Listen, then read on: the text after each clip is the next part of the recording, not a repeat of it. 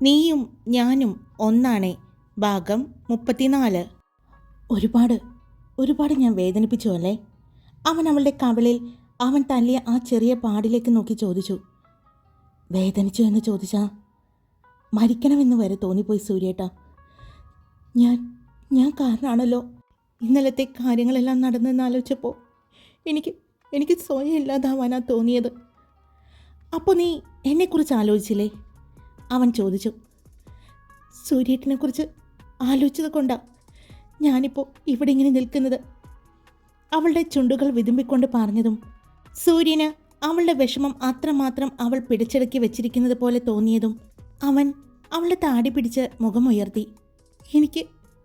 എനിക്കറിയാം, ഞാൻ കാരണം സൂര്യേട്ടന് ഒരുപാട് നാണം കെട്ടു എന്ന്. എല്ലാവരുടെ മുന്നിലും ഞാൻ നാണം കെടുത്തിയെന്ന്. അവൾ അവളുടെ വിഷമങ്ങൾ പറഞ്ഞു തീർക്കട്ടെ എന്ന് വിചാരിച്ച് സൂര്യൻ ഒന്നും മിണ്ടാതെ അവളുടെ കണ്ണുകളിലേക്ക് തന്നെ നോക്കി നിന്നു. സത്യമായിട്ടും ഞാൻ അങ്ങനൊരവസ്ഥ ആയതുകൊണ്ടാണ് സൂര്യേട്ടാ. നമ്മുടെ കുട്ടികളെ ആ വിഷമത്തിൽ എനിക്ക് വേറെ ഒന്നും ആ സമയത്ത് തോന്നിയില്ല. അതുകൊണ്ടാണ്. അല്ലെങ്കിൽ ഒരിക്കലും ഞാൻ മറ്റൊരാളെ എൻ്റെ കൂടെ നിർത്തുക കൂടിയില്ല. അതെനിക്ക് മനസ്സിലായി. അതല്ലേ അവൻ ചേർത്ത് പിടിച്ചപ്പോൾ ആ കൈ ആ അവസ്ഥയിലും തട്ടിമാറ്റാൻ ശ്രമിച്ചു കൊണ്ടിരുന്നത്. ശരിയാ, അവനെന്ന് ചേർത്ത് പിടിച്ചപ്പോൾ എനിക്ക് അവൻ്റെ കരണം നോക്കി ഒന്ന് കൊടുക്കാനാണ് തോന്നിയത്. പക്ഷേ എൻ്റെ അവസ്ഥ.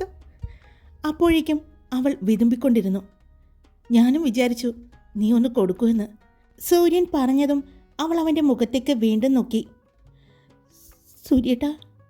സൂര്യേട്ടന് ശരിക്കും ഞാൻ ഒരുപാട് വേദനിപ്പിച്ചു അല്ലേ? നാണം കെടുത്തിയല്ലേ എല്ലാവരുടെയും മുന്നിൽ? അവൾ ചോദിച്ചു. അങ്ങനെയാണെങ്കിൽ? അവൻ തിരിച്ചു ചോദിച്ചു. അങ്ങനെയാണെങ്കിൽ സൂര്യേട്ടൻ തരുന്ന എന്ത് ശിക്ഷയും ഞാൻ സ്വീകരിക്കാൻ തയ്യാറാണ്. അവൾ ചുണ്ടുകൾ വിതുമ്പിക്കൊണ്ട് തന്നെ പറഞ്ഞു. ആണോ? ഞാൻ തരുന്ന എന്ത് ശിക്ഷയും സ്വീകരിക്കാൻ നീ തയ്യാറാണോ? അവൻ അവളുടെ കണ്ണുകളിലേക്ക് നോക്കി ചോദിച്ചതും അവളും ആ നിമിഷം അവൻ്റെ കണ്ണുകളിലേക്ക് നോക്കി. പറയ്, തയ്യാറാണോ? സൂര്യേട്ടന് സന്തോഷമാണെങ്കിൽ ഞാൻ തയ്യാറാണ് എന്ന് പറഞ്ഞതും അവൻ പെട്ടെന്ന് അവളെ പിടിച്ചുകൊണ്ട് ഭിത്തിയിലേക്ക് ചേർത്ത് നിർത്തി. പെട്ടെന്നുള്ള അവൻ്റെ ആ പ്രവൃത്തിയിൽ അവളൊന്ന് ഞെട്ടി. എന്നാൽ എൻ്റെ ശിക്ഷ സ്വീകരിക്കാൻ റെഡിയായിക്കോ എന്ന് പറഞ്ഞ് അവൻ അവളുടെ രണ്ട് കൈയും രണ്ട് ഭാഗത്തേക്കും പിടിച്ചു. വലത് കൈ മുറിഞ്ഞിരിക്കുന്നത് കൊണ്ട് ഒരുപാട് ബലം കൊടുക്കാതെയാണ് അവൻ പിടിച്ചത്. അതുകൊണ്ട് തന്നെ അവളും ആ കൈക്ക് ഒരുപാട് ബലം കൊടുത്തില്ല. രണ്ട് ഭാഗത്തേക്കും അവളുടെ കൈകൾ വിരിച്ചു വെച്ചുകൊണ്ട് അവൻ അവളുടെ മുഖത്തേക്ക് നോക്കി. റെഡിയല്ലേ?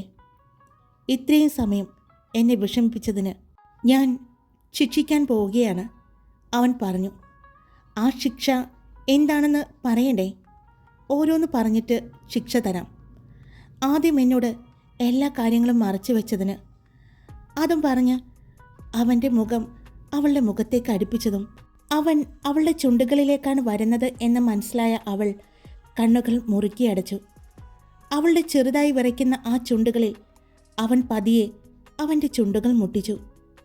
അവൻ പതിയെ അവൻ്റെ ചുണ്ടുകൾ വിടർത്തി അവളുടെ ചുണ്ടുകളെ അവൻ്റെ വായ്ക്കുള്ളിലാക്കി. അവളിൽ നിന്നും ഒരു ഏങ്ങൽ പുറത്തേക്ക് വന്നു. പതിയെ അവൻ അവളുടെ ചുണ്ടുകളെ നുണഞ്ഞു. അത് പിന്നീട് വന്യമായി തുടങ്ങി. അവൻ്റെ ആ പ്രവൃത്തിക്കനുസരിച്ച് അവളുടെ ശ്വാസഗതി കൂടുന്നതും അവളിൽ നിന്നുള്ള ചെറു ഞരക്കങ്ങൾ അറിഞ്ഞതും അവൻ അവളുടെ മേൽചുണ്ടിനെയും നുണഞ്ഞു. രണ്ട് ചുണ്ടുകളെയും മാറി മാറി അവൻ നുണഞ്ഞെടുത്തു. സ്വയം അവൻ പിന്നെ രണ്ട് ചുണ്ടുകളെയും മോചിപ്പിച്ചു. അവൾ ഭിത്തിയിലേക്ക് ചാരി നിന്ന് ശ്വാസം ആഞ്ഞു വലിച്ചു. ആദ്യത്തെ ഒരു തെറ്റിനുള്ള ശിക്ഷ തന്നപ്പോൾ തന്നെ ഇത്രയും തളർന്നോ? എന്നാൽ ഇനി അടുത്തത് പറയട്ടെ. നിനക്ക് അവനെയാണ് ഇഷ്ടമെന്ന് പറഞ്ഞതിന് എന്ന് പറഞ്ഞ് അവളുടെ അരയിലൂടെ ചേർത്ത് വീണ്ടും വലിച്ച് അവനിലേക്ക് ചേർത്ത് നിർത്തിക്കൊണ്ട് അവളുടെ കവിളിൽ കടിച്ചു. അവളിൽ നിന്നും ഒരു വേദനയുടെ ശബ്ദം പുറത്തേക്ക് വന്നതും ആ കവിളിൽ അവൻ അവൻ്റെ ചുണ്ടുകൾ ചേർത്തു. അവളെ പിടിവിടാതെ തന്നെ അവളുടെ മുഖത്തേക്ക് നോക്കിക്കൊണ്ട് അവന് റിങ്ങിടാൻ വേണ്ടി കൈ നീട്ടിക്കൊടുത്തതിന് എന്ന് പറഞ്ഞ് മറു കവിളിലും കടിച്ചു. പതിയെ അവിടെ ചുംബിച്ചുകൊണ്ട് അവളിൽ നിന്നും അടർന്നു മാറി അവളുടെ മുഖത്തേക്ക് നോക്കി. 2 കവിളും നന്നായി ചുവന്ന് കിടക്കുന്നു. ചുണ്ടിലും നല്ല ചുവപ്പുണ്ട്. ഇനിയുണ്ട് വേണോ ശിക്ഷ? അവൻ ചോദിച്ചതും അവൾ വേണ്ട എന്ന് തലയണക്കി. അതെന്താ? ഇനി ഇനി ഞാൻ താങ്ങില്ല. അവൾ പറഞ്ഞതും അവനൊന്ന് ചിരിച്ചു. നോക്കട്ടെ താങ്ങുമോ ഇല്ലയോ എന്ന് അവൻ ചോദിച്ചുകൊണ്ട് വീണ്ടും അടുത്തതും. വേണ്ട വേണ്ട സൂര്യേട്ടാ. വേണം, എനിക്ക് വേണം എന്ന് പറഞ്ഞ് അവൻ വീണ്ടും അവളിലേക്ക് ചെന്നു. അവളുടെ കണ്ണുകളിലേക്ക് നോക്കി. അവളിലേക്ക് അടുക്കാൻ പോയതും ഡാ എന്നുള്ള ജയദേവിൻ്റെ വിളി കേട്ടതും പെട്ടെന്ന് മയൂരി ഞെട്ടി സൂര്യനെ തള്ളി മാറ്റി. എന്നാൽ യാതൊരു ഭാവമാറ്റവുമില്ലാതെ സൂര്യൻ തിരിഞ്ഞ് വാതിക്കലേക്ക് നോക്കി. അവിടെ വാതിക്കൽ കണ്ണുകൾ വിടർത്തി പകച്ചു നിൽക്കുന്ന ജയദേവിനെ കണ്ടതും നീ ഇതാണോ ഇപ്പോൾ വരാമെന്ന് പറഞ്ഞു പോകുന്നത്? മനുഷ്യൻ അവിടെ ഇരുന്നിട്ട് ഇരിക്കപ്പുറത്തി ഉണ്ടായിരുന്നില്ല. നീ എങ്ങാനും ഇതിനെ എന്തെങ്കിലും ചെയ്യുമോ എന്ന് കരുതി പേടിച്ചാണ് ഞാൻ വന്നത്. അപ്പോൾ അവൻ ഉമ്മച്ചം കളിക്കുന്നു. ജയദേവ് ദേഷ്യത്തിൽ ചോദിച്ചതും നിന്നോടിപ്പോൾ ആരാ ഇങ്ങോട്ട് വരാൻ പറഞ്ഞത്? സൂര്യൻ ചോദിച്ചു. ഓ, ഞാൻ വന്നതുകൊണ്ട് ആ കൊച്ചിന് ശ്വാസം എടുക്കാൻ പറ്റുന്നുണ്ട് എന്ന് പറഞ്ഞ് ജയദേവ് മയൂരിയെ ചൂണ്ടിക്കാണിച്ചതും സൂര്യൻ മയൂരിയെ നോക്കി. അപ്പോഴും ആഞ്ഞ് ശ്വാസം വലിക്കുന്ന അവളെ കണ്ട് അവൻ പുഞ്ചിരിച്ചു. നീ പൊയ്ക്കോ, ഞങ്ങൾ 2 പേരും വന്നോളാം, സൂര്യൻ പറഞ്ഞു. അപ്പോൾ നിന്റെ ദേഷ്യമെല്ലാം തീർന്നോ? തീർന്നോ എന്ന് ചോദിച്ചാൽ തീർന്നിട്ടില്ല, കുറച്ചുകൂടിയുണ്ട് പണിഷ്മെൻറ്റ് അല്ലേ? സൂര്യൻ മീശ പിരിച്ചുകൊണ്ട് അവളെ നോക്കിക്കൊണ്ട് പറഞ്ഞു. പണിഷ്മെൻറ്റോ? എന്തിന്? അതൊക്കെയുണ്ട്, നീ പോകാൻ നോക്ക്. ഓ, ഇപ്പം അങ്ങനെയായോ? ആ, ഞാൻ പോയിക്കൊള്ളാം. 2 പേരും കൂടി വേഗം വാ. അവിടെ എല്ലാവരും നിങ്ങൾ വന്നിട്ട് ഭക്ഷണം കഴിക്കാമെന്ന് പറഞ്ഞിരിക്കുകയാണ്. എനിക്ക് വിശദമായിട്ടില്ലെന്നും തന്തയ്ക്കും തള്ളയ്ക്കും വിളിച്ചു തുടങ്ങി. ജയദേവ് പറഞ്ഞുകൊണ്ട് മയൂരിയെയും സൂര്യനെയും നോക്കി അവിടെ നിന്ന് താഴേക്ക് ചെന്നു. അവൻ തിരിഞ്ഞു നടക്കുമ്പോൾ അവൻ്റെ ചുണ്ടിൽ ഒരു പുഞ്ചിരി ഉണ്ടായിരുന്നു. കാരണം ഇത്രയും സമയം കൊണ്ട് എത്രമാത്രം ടെൻഷൻ അനുഭവിച്ചിട്ടുണ്ട് എല്ലാവരും, പ്രത്യേകിച്ച് സൂര്യൻ. ഇപ്പോൾ അവൻ്റെ മുഖം കണ്ടപ്പോൾ തന്നെ മനസ്സിലായി അവൻ എത്രമാത്രം ഹാപ്പിയാണെന്ന്. അവൻ ഓക്കെയായി. മയൂരിയോടുള്ള ദേഷ്യം അവന് മാറിയെന്ന് അവൻ്റെ മുഖത്ത് നിന്ന് തന്നെ മനസ്സിലാക്കാൻ പറ്റുന്നുണ്ട്. ജയദേവ് താഴെ ചെന്നപ്പോൾ കണ്ടില്ലേ അവരെ? ആ, കണ്ടു. ഇപ്പോൾ വരും. കുറച്ച് പണിയിലായിരുന്നു. ഞാൻ പറഞ്ഞു അത് പിന്നെ ചെയ്യാമെന്ന്. എന്ത്? ഈ കൈക്ക് വയ്യാതിരിക്കുമ്പോൾ എന്തു പണിയാണ് ചെയ്യുന്നത്? അയ്യോ, ഈ പണിക്ക് കൈ വേണമെന്നില്ല, ജയദേവ് പറഞ്ഞതും ഏട്ടന്മാരെല്ലാവരും അവനെ നോക്കി. അവൻ അവരെ നോക്കി കണ്ണു ചിമ്മി കാണിച്ചു. അവരുടെ ചുണ്ടിലും ഒരു പുഞ്ചിരി വിരിഞ്ഞു. മയൂരി, ഇന്നലെ മുതൽ ഒന്നും കഴിച്ചില്ലല്ലോ, വാ ഭക്ഷണം കഴിക്കാം, സൂര്യൻ മയൂരിയോട് പറഞ്ഞു. കഴിക്കാം, അവൾ പറഞ്ഞു. എന്നാൽ ചെന്ന് മുഖമെല്ലാം കഴുകിയിട്ട് വാ, ഒരുമിച്ച് താഴേക്ക് പോകാം, സൂര്യൻ പറഞ്ഞതും അവൾ അവൻ്റെ മുഖത്തേക്ക് നോക്കി. അവൻ അവളെ ഒന്ന് നോക്കി പുഞ്ചിരിച്ചു. ആ പുഞ്ചിരി അവൾക്ക് ഒരുപാട് ആശ്വാസം തോന്നി.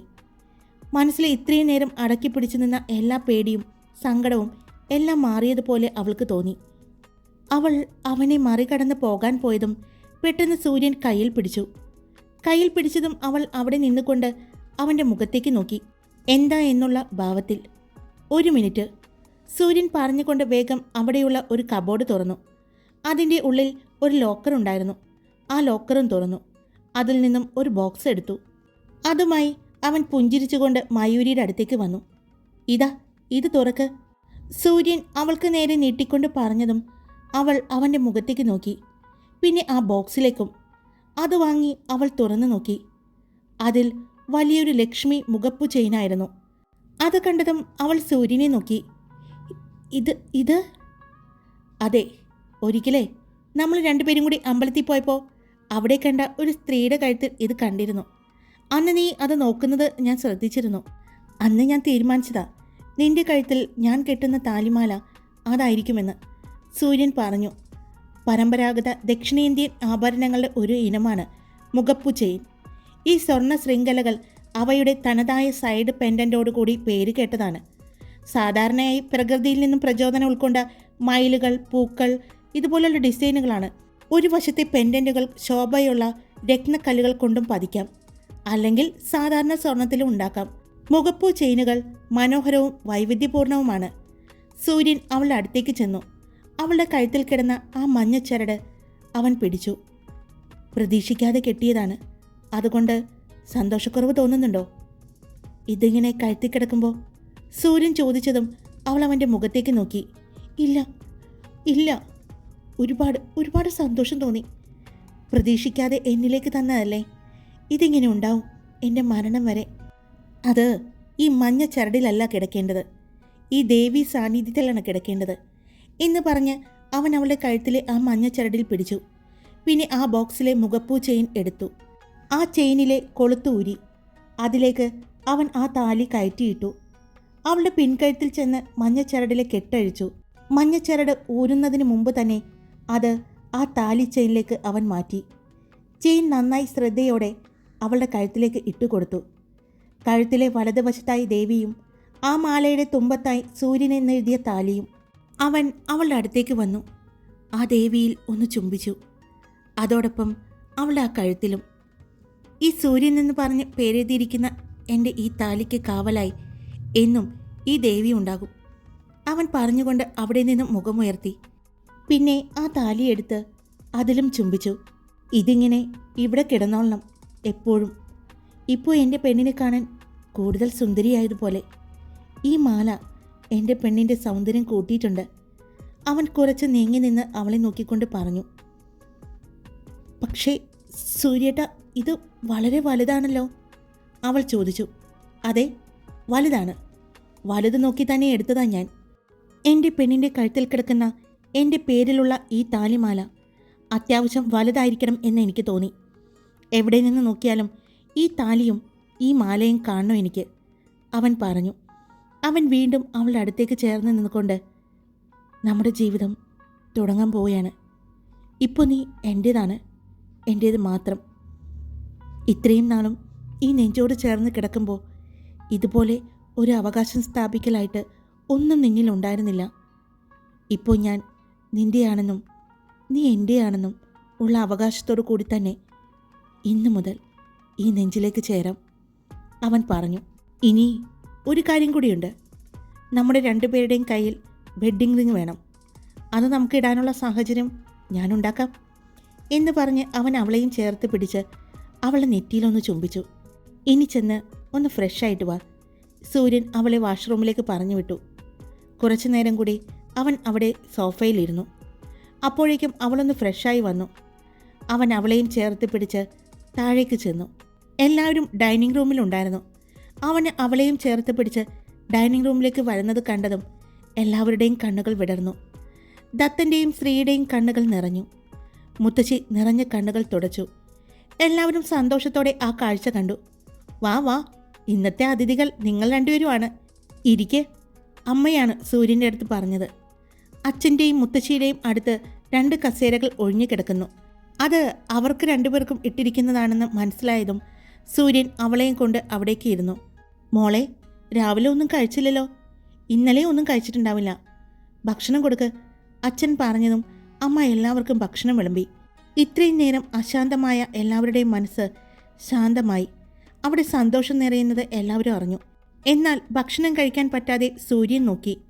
വലത് കൈ മുറിഞ്ഞിരിക്കുകയാണല്ലോ മോനെ സൂര്യ. ഒരിടത്ത് ചാട്ടത്തിൻ്റെ ഗ്ലാസ് പൊട്ടിച്ചപ്പോൾ ഓർത്തില്ലല്ലേ ഇങ്ങനെ ഇരിക്കേണ്ടി വരുമെന്ന് ജയദേവ് ചോദിച്ചതും സൂര്യൻ അവനെ ദേഷ്യത്തിൽ നോക്കി. ആൻറ്റി, ഒരു സ്പൂൺ കൊടുക്ക്, അവൻ ഭക്ഷണം കഴിക്കട്ടെ, ജയദേവ് പറഞ്ഞതും സൂര്യൻ മയൂരിയെ നോക്കി.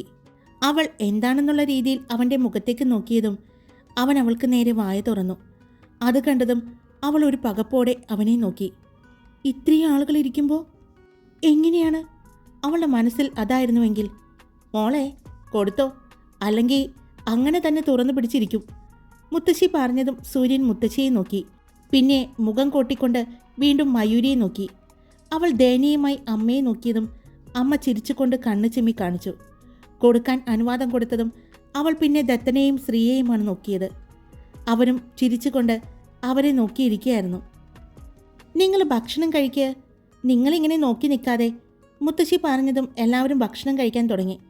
സൂര്യൻ അപ്പോഴും വായ തുറന്ന് പിടിച്ച് നിൽക്കുന്നത് കണ്ടതും അവൾ അവളുടെ പ്ലേറ്റിൽ അവൾക്ക് കഴിക്കാനായി എടുത്ത ഭക്ഷണം അവൻ്റെ വായിലേക്ക് വച്ചു കൊടുത്തു. അതെ, സാധാരണ ഞങ്ങളുടെ കൈയൊക്കെ മൊഴിയുമ്പോൾ അമ്മയാണല്ലോ ഭക്ഷണം തരാറ്, ഇതെന്താ ആൻറ്റി കൊടുക്കുന്നേ? അത് കണ്ടുകൊണ്ടിരുന്ന ധരൻ ചോദിച്ചു.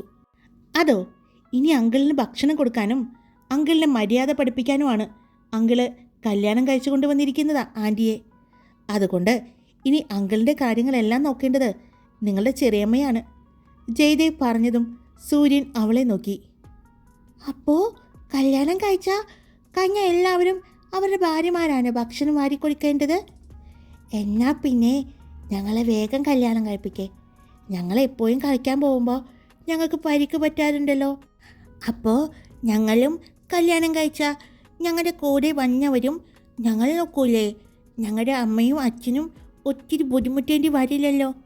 അതർ പറഞ്ഞതും അത് കേട്ട് എല്ലാവരും ചിരിച്ചു. മുട്ടയിൽ നിന്നും വിരിഞ്ഞിട്ടില്ല, ആ മുട്ടത്തോട് പോലും തലയിൽ നിന്നും മാറിയിട്ടില്ല, അപ്പോഴേക്കും അവന് കല്യാണം കഴിക്കാൻ പോകുന്നു. നിന്റെ കാര്യങ്ങളൊക്കെ നോക്കാൻ നിന്റെ അമ്മമാർ തന്നെ അധിക. ആദ്യം ഒന്ന് വലുതാക്ക്, എന്നിട്ട് കല്യാണത്തെക്കുറിച്ച് ആലോചിക്കാം. ജയദേവ് പറഞ്ഞതും കുട്ടികളെല്ലാവരും അവനെ നോക്കി. ഞങ്ങളുടെ അമ്മയെയും മുത്തച്ഛിയെയും എല്ലാം സഹായിച്ചതല്ലേ? പെണ്ണ് കെട്ടിയിട്ടുള്ള സഹായം ഒന്നും വേണ്ട. ഇവിടെ ഞാനൊക്കെ ഇങ്ങനെ പുരനിറഞ്ഞ് നിൽക്കുകയാണ്. എന്നെക്കുറിച്ച് ചിന്തിക്കുന്നില്ല ഞാൻ. അപ്പോഴാ അവൻ്റെയൊക്കെ ഒരു കല്യാണം. കഴിച്ചിട്ട് എഴുന്നിട്ട് പോടാ.